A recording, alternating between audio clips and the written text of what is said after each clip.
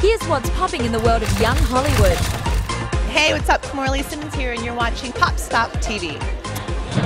Okay, so Yes. what brings you out here tonight? Well, it's a great organization, Dizzy Feed. I've been involved with it for the past year, and to help give kids an opportunity to dance and for amazing dancers to continue their studies, I think is really important for the art. So. Absolutely, and I see so many fans and kids out there, and I bet you anything they were hoping that you were going to bring the Biebs onto the carpet. I mean, let's be honest.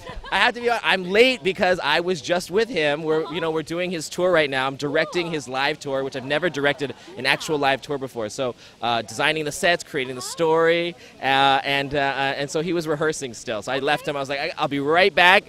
Got in a suit, got over here. So You should have brought him over here. That would have been so awesome. I know a lot of these dancers. Actually, I'm sure we're doing a big audition very soon to be one of his dancers. So we're gonna see a lot of these kids in the room. So.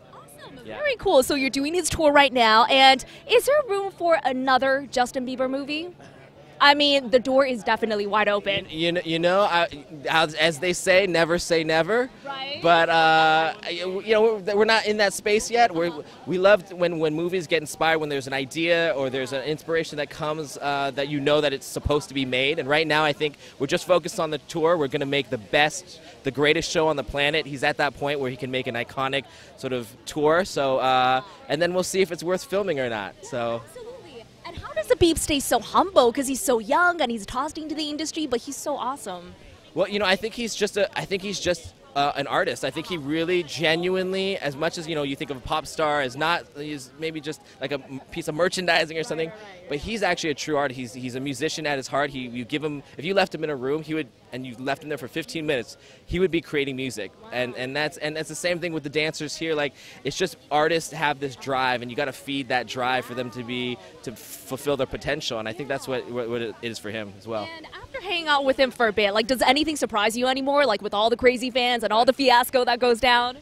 It always surprises me. Literally, you never know. I mean, I always think, okay, maybe he's hit his peak and it's all good now.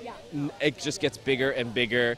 I mean, it's watching a megastar being formed, and it's great to see him grow as well, because he's maturing as a human being, and all those things together, it's just a fascinating sort of. I get a front row seat to see all these things, so it's really cool. Absolutely, and Yeah. he's sort of like forming an entourage too, with like newbies that he's taking under his wings, like Carly Rae Jepsen, right? I mean, these are amazingly talented people, and I think he's just giving back, really. I mean, he sees talent now, and he has the power to give them opportunities as well, and I think he appreciates how Scooter found him and all these different things, and I think it's just he loves that. He enjoys that.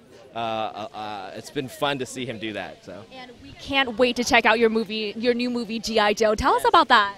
It's The Rock, and it's Channing Tatum, and it's Bruce Willis, and it's high-flying ninja action, and it's now in 3D. So we're turning it in 3D right now. We're spending a lot of time to make sure it's perfect, and we have a fun time. So it comes out next year, so check it out. Hold up, we have to talk about the testosterone level, like behind the scenes, right, when you guys are filming? Crazy. It was insane. I mean, we're blowing things. It's my first action movie, so we're blowing things up, and obviously you have people like The Rock and Bruce there who've done so many action movies to guide me along the way. It's pretty in a dream, really. So. Wow, that is awesome. Yeah. And one last question for you. Since it's the Olympics, we're going to do a pop culture version of the Olympics, all right? Perfect. Okay. Team USA, Lady Gaga, Katy Perry, Taylor Swift, or Nicki Minaj? I get to pick one? Oh, wow. Gaga. Gaga? Yeah, Okay. I do love Gaga. Gotta get our daily dose of Gaga. Yeah. All right, Team Great Britain, Adele, Cher Lloyd, One Direction, or The Wanted? Well, Scooter might kill me if I don't say The Wanted, so I should say The Wanted. All right. I do love The Wanted. Okay, this one's gonna be obvious. Team Canada, Justin Bieber, Carly Rae Jepsen, Drake, or Nickelback? Oh, you should just bring all of them. That's a dream team right there. So, but of course, I'm with the Biebs always and forever for the gold.